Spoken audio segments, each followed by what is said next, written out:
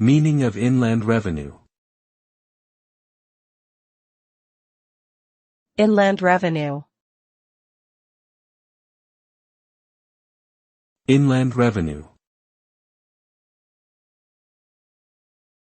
Inland revenue.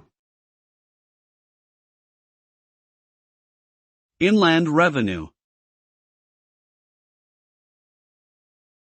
Inland revenue refers to a government agency responsible for collecting taxes and enforcing tax laws within a country's borders.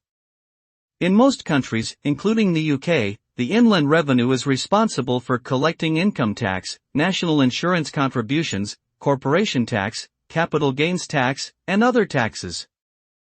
Its main role is to ensure that individuals and businesses comply with tax laws and regulations and to collect revenue for government spending on public services.